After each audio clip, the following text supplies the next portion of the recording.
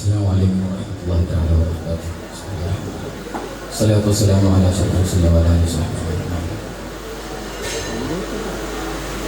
നാം എല്ലാവരും റബീഉൽ അവ്വലിലാണല്ലോ. വല്ലപ്പോഴെങ്കിലും ആലോചിച്ച് നോക്കിയിട്ടുണ്ടോ? മുത്തനബി സല്ലല്ലാഹു അലൈഹി വസല്ലം തങ്ങളുടെ ചരിത്രത്തിന്റെ ആഴങ്ങളിലേക്ക് വല്ലപ്പോഴും നമ്മൾ ഇറങ്ങി ചെന്നിട്ടുണ്ടോ? ഒരു മനുഷ്യൻ തൻ്റെ നാട്ടിൽ സത്യത്തിനെ, നീതിയെ, ധർമ്മത്തിനെ, ഇങ്ങനെ സൽഗുണങ്ങളെ മുഴുവനും പടർത്താൻ വേണ്ടി വളരെ ത്യാഗം ചെയ്യുന്നു. അപ്പോൾ ചുറ്റുവട്ടത്തു നിന്ന് ധാരാളം എതിർപ്പുകൾ വരുന്നു. സഹിക്ക വയ്യാതായപ്പോൾ അയൽ നാട്ടിൽ പോയി അവിടെയുള്ള കുടുംബക്കാരെ മറ്റൊക്കെ കണ്ടാൽ അവിടെ നിന്നെങ്കിലും കുറച്ച് ആളുകൾ ഈ നേരിലേക്ക് വരുമല്ലോ എന്ന് ചിന്തിക്കുന്നു. പക്ഷെ സംഭവിച്ചതോ നേരെ തിരിച്ചു. അവിടെ നിന്ന് കല്ലേറ്, കളിയാക്കലുകൾ, കുത്തുവാക്കുകൾ, രക്തം പൊട്ടി ഒഴുകി, വേദന കൊണ്ട് പിടഞ്ഞു. ഇതൊക്കെയും സഹിച്ചത് ഒരേ കാരണം, സത്യം പറഞ്ഞു എന്ന കാരണം മാത്രം. മറ്റൊരു ചരിത്രം പറയാം. ഇസ്ലാമിക രാഷ്ട്രം മുഅ്തസിലികൾ പിടിച്ചടക്കിയ നേരം അവര് പണ്ഡിതന്മാരോട് പറഞ്ഞു, ഖുർആൻ അല്ലാഹുവിന്റെ സൃഷ്ടിയാണെന്ന് പറയണം. പല പീഡനങ്ങളും അവർക്കെതിരെ നൽകി. എന്നാൽ അതിൽ അഹ്മദ് ബിൻ ഹംബൽ റളിയല്ലാഹു അൻഹു എത്ര ശ്രമിച്ചിട്ടും അല്ലാഹുവിന്റെ കലാമാണ് ഖുർആൻ എന്നുള്ള വാദത്തിൽ നിന്ന് പിന്മാറിയതേയില്ല. കിലോഗ്രാമുകൾ ഭാരമുള്ള ചങ്ങലകളിട്ട് നൂറുകണക്കിന് കിലോമീറ്ററുകളോളം അവരെ നടത്തി. തലസ്ഥാനത്തെത്തിയപ്പോൾ പിന്നെയും പീഡനം, അടി, ചാട്ടവാറടി, നൂറുകണക്കിന് അടി ഓരോ ദിവസവും. രക്തം വീണ്ടും പൊട്ടി ഒഴുകി. അപ്പോഴും സത്യത്തിൽ നിന്ന് പിന്മാറിയില്ല. ഞാൻ ഇത്ര നേരം പറഞ്ഞു വരുന്നത് ത്യാഗത്തിന്റെ ആവശ്യകതയില്ല, നമ്മളിലേക്ക് ചുരുങ്ങി ജീവിക്കണമെന്ന് ചിന്തിക്കുന്ന മനുഷ്യരോടാണ്. മറ്റൊരർത്ഥത്തിൽ പറഞ്ഞാൽ അല്ലാഹു നമുക്ക് ഇവിടെ സൃഷ്ടിക്കപ്പെട്ടത് നമുക്കറിയാം ആരാധിക്കാൻ വേണ്ടിയാണ്. ആ അല്ലാഹു അവന്റെ ഖുർആനിലൂടെ നമ്മോട് തന്നെ കൽപ്പിക്കുന്നുണ്ട്, ഉദ്ഉ ഇലാ സബീലി റബ്ബിക. നാം ഓരോരുത്തരോടുള്ള കൽപ്പനയാണ്. അപ്പോ നമ്മൾ ചിന്തിക്കും, ഞാൻ 8ാം ക്ലാസ്സല്ലേ, എന്നോട് കൽപ്പന, അപ്പൊ നാളെ തന്നെ പ്രബോധനത്തിന് പോവാം. അങ്ങനെയല്ല, അതിന് ചില ഓരോന്നിൻ്റെതായ പ്രൊസീജിയേഴ്സ് ഉണ്ട്. ആ പ്രൊസീജിയേഴ്സിലൂടെയാണ് നമ്മളിപ്പോൾ കടന്നു പോകുന്നത്. അതിന്റെ പ്രാഥമിക ഘട്ടത്തിലാണ് നമ്മൾ. അതിനാണ് നമ്മൾ ഈ ഡാവ കോളേജിലേക്ക് വന്നത്. ഇവിടുന്ന് നമ്മളെ ഒരു ദായിയാക്കി മാറ്റുകയാണ്. ദായിയുടെ ഗുണങ്ങളെന്താ? ഒന്നാമതായി സ്വന്തം നന്നാവും, അല്ലേ? ഇവിടെ പ്രബോധനം നടത്തിയ മഹാന്മാരൊക്കെ, മുഹമ്മദ് സല്ലല്ലാഹു അലൈഹി വസല്ലം തങ്ങളൊക്കെ ഇവിടെ കാണിച്ചു തന്ന വഴിയതായിരുന്നു. എന്താ ആ ജീവിതം? ആർക്കും മാതൃകയാക്കാൻ പറ്റിയ ജീവിതം. നമ്മുടെ മുന്നിലുണ്ട് ഒരുപാട് നേതൃത്വങ്ങൾ. അവരിലേക്കൊന്ന് നോക്കൂ. നമ്മുടെ അരികിലുള്ള നൂറിലുള്ള അവരിലേക്ക് നോക്കൂ. പവിത്രമായ ജീവിതം, ആർക്കും മാതൃകയാക്കാൻ പറ്റിയ ജീവിതം. ഇങ്ങനെ ആയിരിക്കണം ദാഇന്റെ ജീവിതം. മഹാനായ സമർഖന്ദി റളിയല്ലാഹു അൻഹു അവരൊരിക്കലും ഒരു ട്രെയിനിലൂടെ യാത്ര ചെയ്യാം. അപ്പോൾ കൂടെയുള്ള ഒരാൾ പ്രാഥമിക ആവശ്യങ്ങൾ നിർവഹിക്കാൻ വേണ്ടി ടോയ്ലറ്റിലേക്ക് പോയി തിരിച്ചു വന്നു. മുഖത്തൊരു മാനത.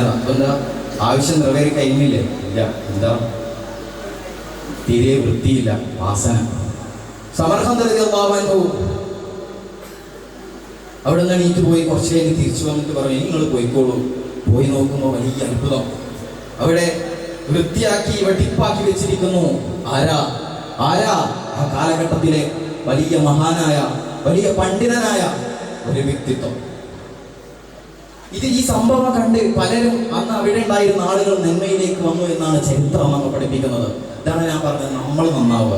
അതിനുള്ള ടിപ്സാണ് ഈ ദാവ കോളേജിൽ നിന്ന് ഉസ്താദുമാര് നമുക്ക് ഓരോ റുട്ടീനും അതിന്റെ ശീലങ്ങളും അതിന്റെ ടൈം ടേബിളുകളും അതിന്റെ പഠനങ്ങളും പഠിപ്പിക്കലുകളും ലാംഗ്വേജും ഒക്കെ നമുക്ക് നൽകുന്നത്. രണ്ടാമത്തത് നമ്മുടെ തവക്കുലാണ്. പല പ്രയാസങ്ങളും വരും. മുഹമ്മദ് സല്ലല്ലാഹു അലൈഹി വസല്ലം തങ്ങളെ ഞാൻ പറഞ്ഞല്ലോ, എന്തൊക്കെയാണ് അവിടുന്ന് സഹിച്ചത്.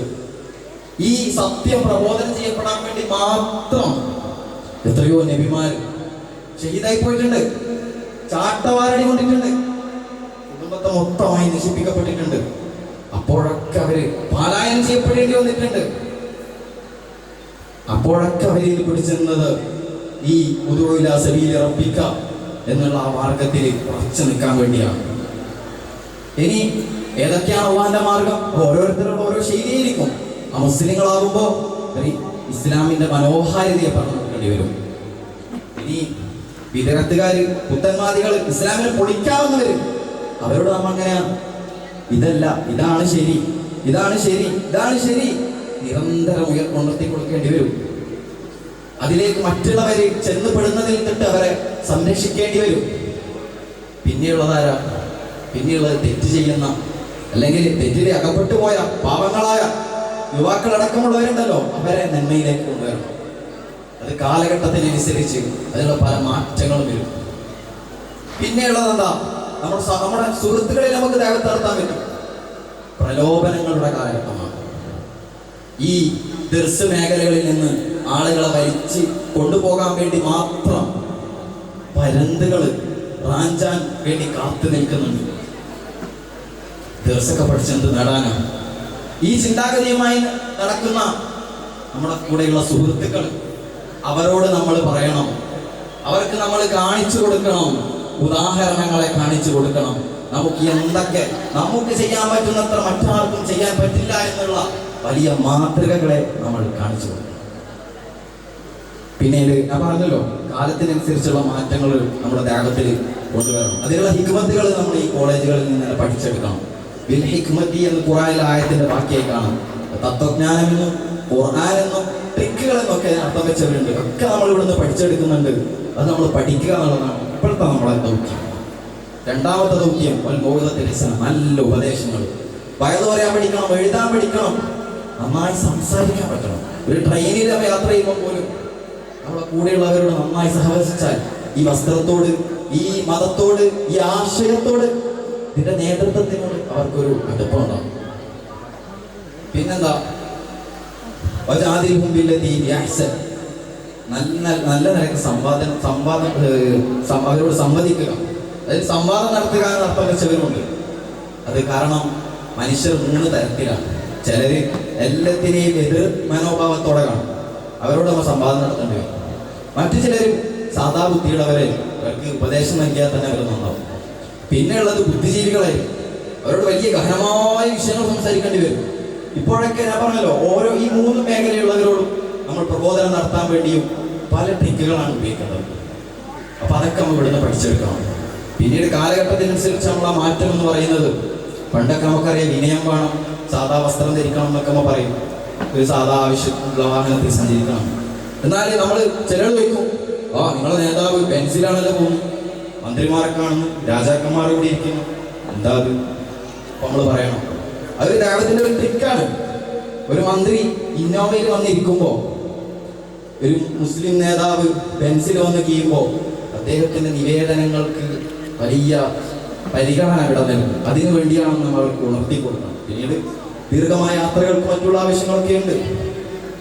പിന്നെ നമുക്കറിയാം, തൊഴിൽമയിലൊക്കെ പറയുന്നുണ്ട്, ആദ്യമായിട്ട് മാതാപിതാക്കൾക്ക് നിർബന്ധമാവുക എന്താ? ഉത്തരവിധാങ്ങൾ ഉപ്പാൻ ഇമ്മാനൊക്കെ പഠിപ്പിച്ചു കൊടുക്കണം എന്നാണ്.